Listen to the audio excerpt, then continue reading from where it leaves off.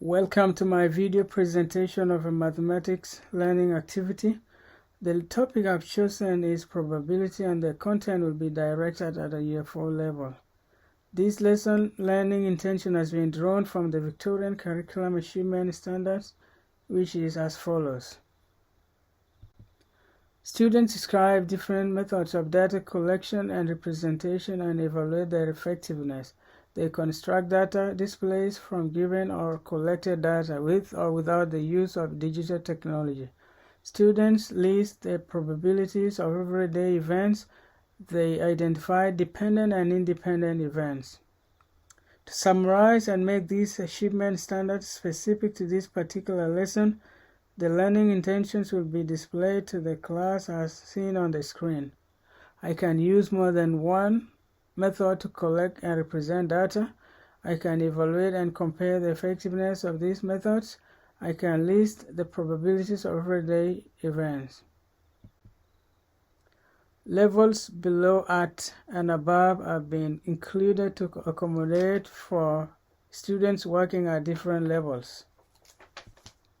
During the first activity, students are asked how they would collect data for different situations. For example, how would you collect the data of the amount of different colored cars that drive past the school at recess? Here, teachers should take correct answers, direct the students toward the correct answers through hinting and providing and other suitable answers students have missed. Students are then asked how effective they think each method is, and the students are also asked to explain why these methods are effective or ineffective. Students are then asked if they know different ways to display this data that is easier for the viewer to read. Correct answers are written on the board, for example, bar graph or pie graph.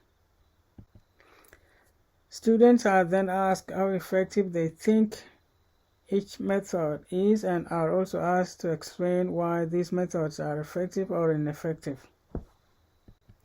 In a coin-tossing experiment, students are asked what the chances are for the two outcomes.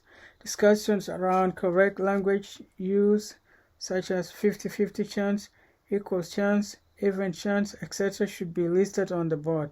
The teacher then completes multiple coin tosses with that computerized simulation on the board, while having one student has described to fill in the coin tossing tally table. After 5 coin tosses, the teacher will ask multiple students what side of the coin they think will land up and why. After completing the next coin toss, the teacher will then debunk any misconceptions. A common misconception is if it is being tails majority of the time, it will have to be heads next or soon. It is important for the teacher to explain to students that a coin toss is an independent outcome and is not affected by its previous outcomes. After the experiment is completed, students are encouraged to create a virtual graph of the outcome seen in the tally on the board. Students will then look at dependent events on whiteboard and draw empty bags and have 5 red magnets and 5 yellow magnets within the bag. Let's say for this example, a red magnet was chosen at random. Ask students what their next guess would be and why. The teacher will facilitate class discussion around this type of event. Is a dependent event and how the next outcome is affected by the previous outcome. Here's an opportunity for a class discussion around correct probability language that should be used, such as likely, unlikely, certain, impossible, etc. Students are encouraged to place these words on the board along the line in the correct place, starting from the impossible on the left all the way to certain on the right. Using the magnetic activity, students can be provoked to use certain language, for example, starting with 5 red magnets and 1 yellow magnet within the bag.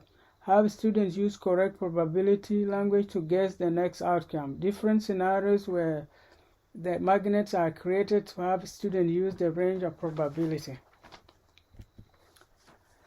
Students are then given a short quiz to test their knowledge on probability.